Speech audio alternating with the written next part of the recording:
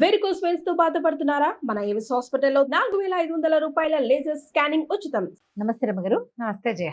మనం ధనవతి గుణవతి కథలో ఉన్నాం కదండి. నెక్స్ట్ ఏం జరుగుతుంది? విక్రమార్కుడు మరకతం తోటి చేసిన పథకాన్ని గుణవతికి ఇచ్చాడు. మర్నాడు ఏం చేసింది గుణవతి? ఆ స్థానానికి వెళ్తూ ఆ పథకాన్ని పట్టుకెళ్ళి రాజుగారికి గిఫ్ట్ ఇచ్చింది. రాజు ఆశ్చర్యపడి దాని సౌందర్యం చూసి, వాళ్ళ ఊళ్ళల్లో తయారీ లేదు అట్లాంటిది. అక్కడి నుంచి ఆయన ఏం చేశాడు, ఈ బంగార పని వాళ్ళు ఉంటారు కదా, వాళ్ళని పిలిపించాడు. పిలిపించి దీన్ని అంటే దాంతో పాటుగా ఈ రత్నాలని పరీక్షకుల్ని వాళ్ళందరినీ పిలిపించాడు. వాళ్ళంతా చూసి అసలు ఈ ముత్యాలు ఏమిటి, ఈ బంగారం ఏమిటి, ఈ మెరుగేమిటి, ఈ మరకతం, అది మరకతమణి ఆకుపచ్చగా ఉంటుంది, ఇంతది పెద్ద అరిచేయి అంతుంది.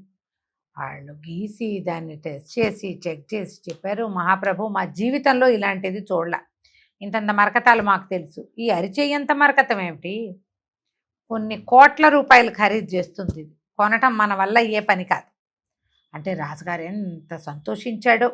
ఆ పథకాన్ని మెళ్ళో వేసుకున్నాడు.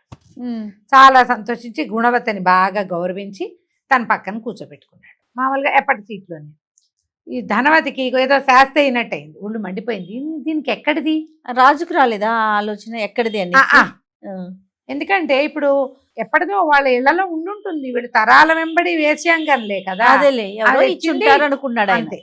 అయితే వీళ్ళిద్దరూ ఒక్క కుటుంబాలకు చెందిన వాళ్ళు. ధనవతికి తెలుసు ఈమె దగ్గర ఉండే అవకాశం లేదు అంటే, ఆ వృద్ధ తాపసిగా వీళ్ళింటికి వచ్చిన వాడు ఆయన ఇచ్చుంటాడు. కనిపెట్టేసింది. ఇప్పుడు రాజుగారి మనసులో గుణవతికి ప్లేస్ పెద్దదైపోయింది. ఇంత అద్భుతమైన వస్తువుని తెచ్చిచ్చినందుకు ఆయన మెళ్ళో వేసుకుంటే ఆయన మా సామ్రాట్ దీనిలాగా ఉన్నాడు.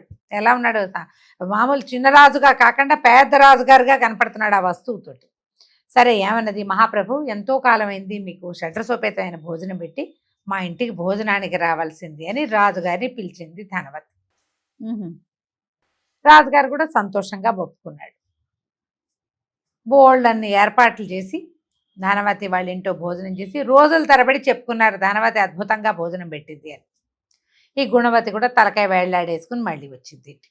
ఈయన అడిగాడు విక్రమార్కుడు, యతి రూపంలో ఉన్నాయన, ఎందుకు ఇట్లా ఇదిగా ఉన్నావంటే, ధనవతి నా మీద పై చేయి సాధించేసింది, రాజును భోజనానికి రమ్మంది, మరి రాజుగారు భోజనం చేశాడు వాళ్ళ ఇంట్లో, చాలా అద్భుతంగా భోజనం పెట్టిందని చెప్పుకుంటున్నారు.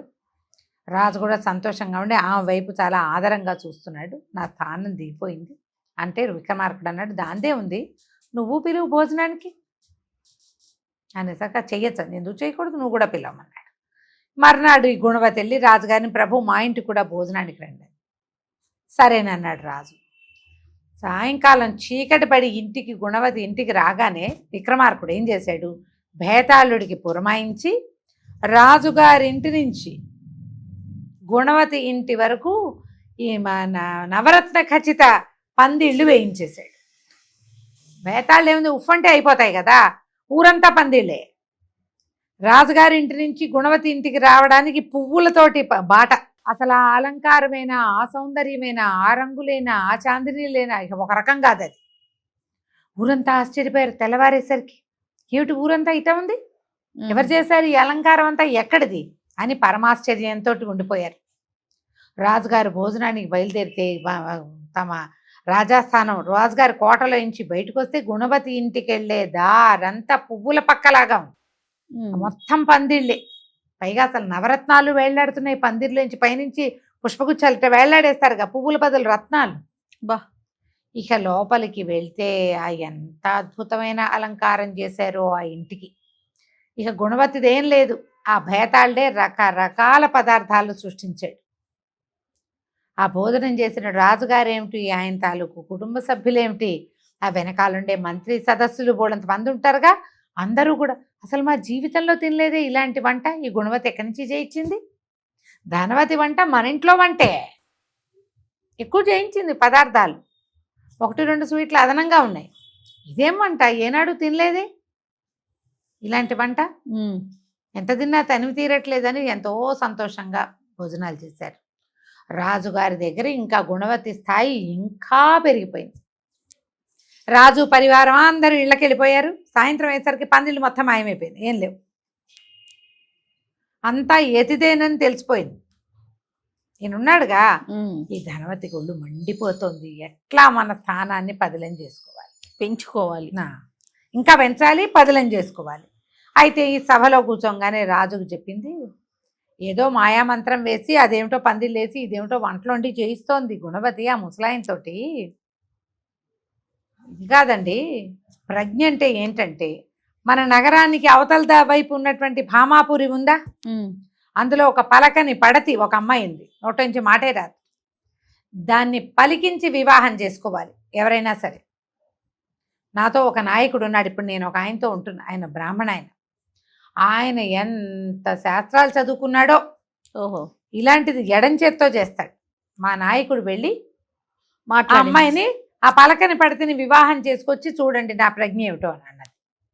అనేసరికి అందరు ఆశ్చర్యపోయారు, ఏమిటి ఇంత పని చేస్తారా ఎవరైనా. అమ్మాయి ఎవరో మాట్లాడదని, ఆ సప్త ప్రాకారాలు దాటాలని, అక్కడ ఏమిటో మాయం మంత్రం ఉన్నాయని బోళ్ళు చెప్పారు. ఉమ్. ఈ ఎవరైనా అట్లా చేయగలరా. సరే ఈవిడ గ్రాండ్గా గ్రేట్గా చెప్పుకుంది, నేను చేయిస్తాను. ఇంటికి వెళ్ళిపోయారు. గుణవతి బిక్కమొహం వేసుకొని వెళ్ళింది. ఏం జరుగుతుందో చూడాలి, ముందు వాళ్ళ నాయకుడు వెళ్తాడన్నారుగా. ఉమ్. ధనవతి ఇంటికి వచ్చాక ఆ సాయంకాలం అయ్యేసరికల్లా ఏమైతే ఆయన ఎవరో ఉన్నాడు ఆవిడతో. ఉమ్. ఆయన ఒక బ్రాహ్మణ, మధ్య వయస్కుడు, ఒక 40 ఏళ్ళు ఉంటాయి. ఆయన చాలా శాస్త్ర విద్య అది నేర్చుకున్నాడు. ఆయనకి ఒక రాజుగారి, ఈ రాజుగారి రాపకం వల్ల కొంతకాలం గుణవతితోటి ధనవతితోటి గడిపే అవకాశం లభించింది. ఆమె చాలా అందగత్తె, రోజుకి 1000 హొన్నులు తీసుకుంటుంది. మరి అంత గొప్ప దాంతో గడుపుతుంటే వాడు ఇంకా గ్రేట్ అనుకుంటారు కదా. ఉమ్. ఆయన ఇక్కడ ఉన్నాడు. ఈవిడ వెళ్ళి ఆయనకి దండం పెట్టి సాయంకాలం పూజ అవి చేస్తారు, గంధం రాసి మెళ్ళలో దండేసి కాస్త నాట్యం చేసి ఆయన అలరించి, నాయక మీరు ఒక పని చేయాలి, మన నగరానికి అవతల వైపు ఉన్న దారిలో భామాపురి అని ఒక నగరం ఉంది. అక్కడ ఒక పలకని పడతి ఉంది, ఒక్క మాట కూడా మాట్లాడదు. మీరు పోయి ఆమెను వివాహం చేసుకుని స్వాధీనపరచుకుని మా ఊరు తీసుకొచ్చి చూపించాలి. ఆ పని చేశారా మీ స్థానం ఎప్పటికీ నా ఇంట్లో పదిలం. మీరు నాకు ₹1 ఇవ్వలేదు, ఎప్పుడూ ఒక్కర్లే. మీరు ఏనాడు నా దగ్గరికి రావాలనుకున్నా మహారాజున్నా ఆయన్ని పంపించేసి నేను మీతోటే గడుపుతాను అనేసరికి ఆయన నిర్ఘాంతపోయి, పోసి నీదు పదేగా కావాలంటే డబ్బులు ఇమ్మంటే ఇస్తాను, కానీ ఇదేం పని, ప్రాణాల మీదకి తెచ్చుకోవటం కాదు, అక్కడికి వెళ్తే అవమానపడి రావాల్సి వస్తాం, చాలా సమస్య అవుతుంది, అదంతా నేను చేయలేనన్నాడు. చేయలేనంటే ఈ అమ్మాయింది, ఈ ధనవతి, చేయలేకపోతే చేయలేకపో, కానీ నువ్వు ప్రయత్నం చేయాలి, ఏం చేస్తావో చెప్పు, ఆలోచించమని. ఈయన బాగా ఆలోచించి, సరే రాజుగారి దగ్గరికి వెళ్ళి ఓ 50 గుర్రాలు, ఓ 100 మంది సైనికులు, ఓ 3 నెలల సమయము అడుగు, ఆ లోపల నేను ఈ పని సాధించుకొస్తాను అన్నాడు. సరే రాజుగారి దగ్గరికి పోయింది, కొంత డబ్బు కూడా ఇవ్వమన్నారు. అక్కడ మరి చాలా ప్రయత్నం చేసుకోవాలి. సరే రాజుగారు ఈ మన నగరంలో ఎవరో ఒకడు వెళ్ళి అవతల నగరంలో ఉన్న పలకని పడితేని పెళ్లి చేసుకుంటే మాట్లాడిన అమ్మాయిని, అద్భుత సౌందర్య రాశిని వివాహం చేసుకుంటే మనకే కదా గొప్ప. అందుకని రాజుగారు ఇస్తానని 3 నెలలు సమయం తీసుకోండి, ఇదిగో ఈ డబ్బులు అని కొంత డబ్బు ఇచ్చి, కొంత సైన్యాన్ని ఇచ్చి, ఓ 40 గుర్రాలని ఇచ్చి పంపించాడు. ఓకే. ఈ ధనవతి దగ్గర ఉన్న బ్రాహ్మణ ఆయన ఈ మంది మార్బలం అన్నిటినీ వేసుకుని ఆ ఊరు చేరాడు, ఆ భామాపురి. చేరితే ఈ భామాపురిలో ఏమిటి, మొట్టమొదట ఇట సప్త ప్రాకారాలలో మొట్టమొదటి ప్రాకారం దాటగానే 1000 హొన్నులు కట్టండి అంటారు. ముందు ₹1000 అక్కడ కట్టాలి. ఇప్పుడు రెండో దాంట్లోకి వెళ్ళాక భోజనం పెడతారు, భోజనం చేయిస్తారు, తినాలి. మూడో దాంట్లోకి వెళ్ళేసరికి అక్కడ ఏవో కొన్ని సూత్రాలు ఉన్నాయి, తెలివిగా ఉండాలి. తెలివిగా లేకపోతే 3 బొమ్మలు వస్తాయి, గుండు చేసి పంపిస్తాయి. ఓహో. అది దాటి చేస్తే బోల్డ్ ఉన్నాయి దాటాలని, ఇవన్నీ దాటాలి. ట్విస్ట్ ఏముంది. అయితే ఈయనేం చేశాడు, ఈ బ్రాహ్మణ ఆయన కొంచెం తయారై వెళ్ళాడు. 1000 హొన్నులు ఏముంది, రాజుగారు డబ్బు ఇచ్చారు కాదు, 1000 హొన్నులు కట్టేశారు, అయిపోయింది. మళ్ళీ ఆయన పరివారం గుంపు గోవిందాలు అన్నిటినీ రానివ్వరు లోపలికి, ఒకడే. ఇక్కడ భోజనం అయ్యాక 2, 3 వెళ్ళొచ్చు అంతే, ఓ 2 వెళ్ళొచ్చు. రెండో ప్రాకారంలో భోజనం పెట్టారు, తిన్నాడు. మూడో ప్రాకారంలోకి వెళ్ళంగానే 3 బొమ్మలు వచ్చినాయి. 3 బొమ్మలు వచ్చి ఒకటేమో ఏదో మాట్లాడింది, రెండోది 2 చేతులు విరిచి పట్టుకుని ఆయన ఒక కుర్చీలో కూర్చోబెట్టింది, మూడోది శుభ్రంగా నున్నగా గుండు గీసేసి వెళ్ళిపో అని. గుండు గీయించుకోకపోతేనే 4వ ప్రాకారంలోకి వెళ్ళగలరు. ఇక్కడేమో గుండు అయిపోయింది వెళ్ళగానే, ఆయనకి ఏం చేయాలో ప్రతిక్రియ లేదు, అదే అక్కడ ఏం చేయాలో ఎవరికీ తెలియదు. గుండు కొట్టాక ఇంకేముంది, 4వ ప్రాకారం మూసేశారు, నీ దిక్కుంచాడు చెప్పుకోపో అన్నారు. ఏం చేస్తాడు, బయటకు వచ్చేసాడు. వచ్చేగానే బయట పరివారం నుంచుందిగా, ఇక్కడ బయట కొంతమంది చెప్తూనే ఉన్నారు ఆ పరివారానికి, ఆయన గుండు కొట్టుకొని వస్తాడు మీ బ్రాహ్మడు, మీరు ఇంటికి వెళ్ళిపోతారు అని. పరివారం సిద్ధంగా ఉంది. గుండు కొట్టించుకున్న బ్రాహ్మణ ఆయన చూడగానే ఇంకేముంది, పదండి అని తీసుకుపోయారు. తీసుకెళ్తే మళ్ళీ అలకాపురికి వెళ్ళారు. నాయకుడిని చూపించింది ఈ గుణవతి, ధనవతి, డబ్బులున్న ఆవిడ. తీసుకుపోయి రాజుగారికి చెప్పింది, అయ్యా మా నాయకుడు నా దగ్గర ఉన్నాయన, మీ దయ వల్ల రోజుకి 1000 హొన్నులు చెల్లిస్తూ నాతో ఉన్నాడు, ఆయనకి డబ్బులు ఉన్నాయి, ప్రయత్నం చేశాడు పలకని పడతని పెళ్లి చేసుకోవడానికి, కానీ 3 ద్వారాలు దాటి 4వ ద్వారం వల్ల ఆయన వల్ల కాల వెనక్కి వచ్చేసాడు. ఇప్పుడు గుణవతి దగ్గర కూడా ఎవరో ఉన్నారు కదా, ఓహో మేము ఇది పరువు తక్కువని, డబ్బులు ఇవ్వని వాడిని ఉంచుకోకూడదని, వృద్ధుల్ని అసలు ఎంటర్టైన్ చేయకూడదని మేము చెప్పినా ఆమె వినకుండా మీకు పథకం తెచ్చిచ్చి, మీకు భోజనం పెట్టి, పందిళ్ళు వేయించి మాయ చేస్తోంది. ఏది ఇప్పుడు చేయమనండి,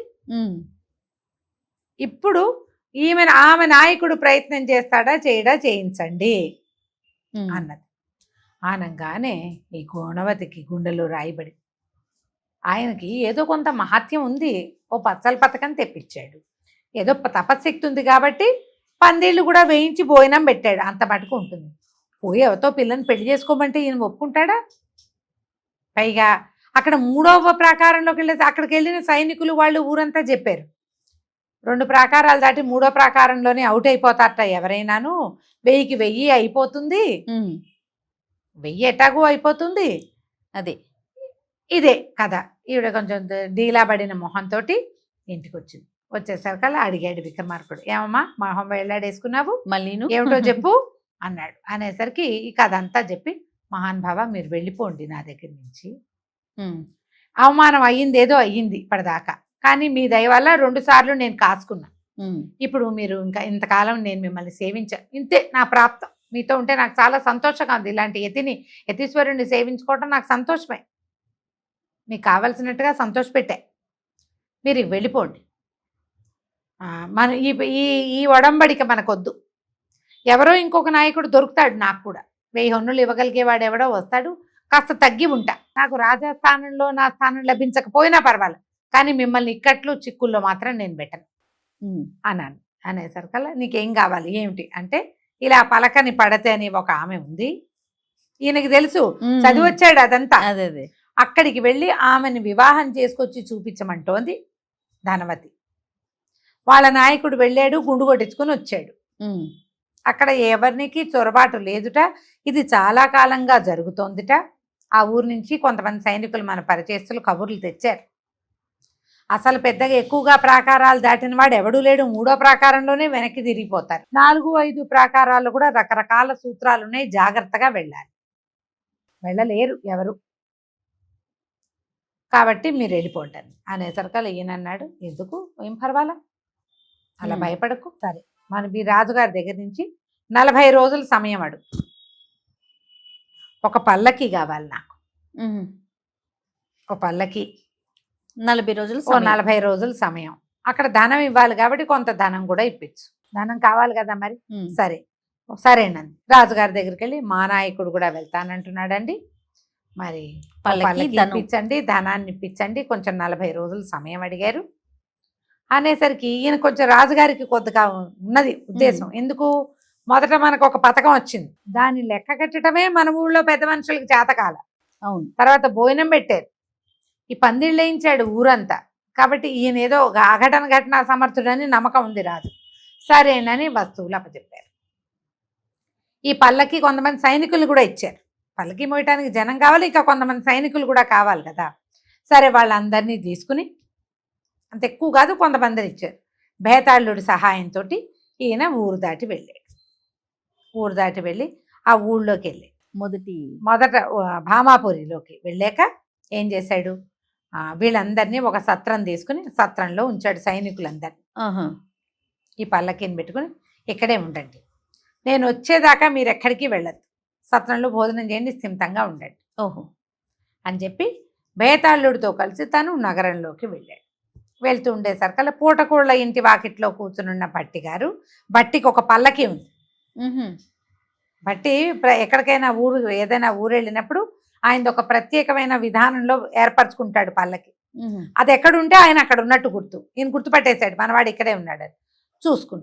చూసుకున్నాక ఇద్దరు కలిసి పలకరించుకున్నారు. ఇన్నాళ్ళు ఎలా ఉన్నావు ఏమిటి అన్నీ మాట్లాడుకున్నాక ఈ విషయం చెప్పి అక్కడ జరిగింది ఇది. ధనవతిని గుణవతిని ఇద్దరిని పెట్టాం లైన్లో. రాజు నలకేతును కూడా లైన్లోనే ఉన్నాడు. ఇక్కడ సంగతి ఏంటంటే ఇక్కడ కొన్ని విషయాలు ఉన్నాయి. ఎవ్వరు మూడో ప్రాకారం దాటి లోపలికి వెళ్ళరు, అందరూ గుళ్ళు కొట్టించుకుని బయటికి పోతూ ఉంటారు. ఓహో. వస్తున్నారు జనం, కాకపోతే దీని సంగతి తెలుసుకోవాలని సరే ఏం చేశారు, నువ్వు కూడా నా పూటకోళ్ళ ఇంటికి రమ్మని రాజుగారిని పూటకోళ్ళ ఇంటికి తీసుకుపోయాడు విక్రమార్కుడు. పూటకోళ్ళ ఒక పెద్దమ్మ ఉంది, పేదరాశి పెద్దమ్మ ఒక ఆవిడ చాలా ఆదరించి నాయన భోజనం చేయండి, నీ ఇద్దరికి మా స్నేహితుడు ఈయన కూడా ఇక్కడే ఉంటాడు మా సోదరుడేనని చెప్పాడు. భోజనం చేశాడు. చేశాక ఏమైంది, భట్టి దగ్గర కొంత సొమ్ము ఉంది, ఇప్పుడు రాజుగారు సొమ్ము ఇచ్చాడు. అవును. ఇద్దరు కలిసి ఈ సొమ్ము అంతా లెక్క పెడుతున్నారు, ఎంత ఉన్నాయి మన దగ్గర లెక్క పెడుతుంటే ఈ పూటకోళ్ళు అవ్వందిగా ఆవిడ అడిగింది ఆ పెద్దమ్మ, నాయన ఏదైనా వ్యాపారం చేయడానికి వచ్చారా, ఏమిటి నాయన మీ సంగతి అని అడిగేసరికల్లా ఆయన అన్నాడు విక్రమార్కుడు, కాదవ్వా మీ ఊళ్ళో ఎవరో పలకని పడితే ఒక ఆవిడ ఉంది కదా, ఆ అమ్మాయిని వివాహం చేసుకోవటానికి వచ్చామనగానే ఆవిడ తెల్లపోయింది. ఎందుకు నాయనా మీకు ఈ పనులు, హాయిగా చక్కగా ఉన్నారు పిల్లలు చూడ్డానికి, శుభ్రంగా కలిగిన పిల్లని ఎవరినైనా పెళ్లి చేసుకుని హాయిమని ఉండండి, వ్యాపారం చేసుకోండి, దాని జోలికి మీరు వెళ్ళొద్దు అనేసరికల్లా అట్లా కాదవ్వా అసలు ఏమిటి విషయం, ఈ ఊళ్ళో ఉన్న ప్రత్యేకత ఏంటి, ఇది శాసనంగా చేయబడి రోడ్డు మొదట్లోనే ఈ దారి మొదలులోనే శాసనంగా రాయబడి ఉన్నదంటే ఏమిటి విషయం, ఏమిటి ఈ విషయం అంటే అప్పుడు ఈ పలకని పడతి వ్యవహారం అంతా కూడా ఆ పేదరాశి పెద్దమ్మ అవే చెప్పింది. ఇది 7 ప్రాకారాల్లో ఏమేమి ఉంటాయి అని ఆమె దగ్గరే వీళ్ళు తెలుసుకున్నారు. వీళ్ళు ఏం తెలుసుకున్నారు, ఎలా లోపలికి వెళ్ళాడు విక్రమార్కుడు, ఏ సాహసంతో ఏ తెలివితోటి ఏ ప్లానింగ్ తోటి ఆ అమ్మాయిని వివాహం చేసుకున్నాడు, ఈ కథ అంతా ఎట్లా ముందుకు నడిపించాడు వచ్చే భాగంలో తెలుసుకుందాం. తప్పకుండా. నమస్తే. నమస్తే చేయ.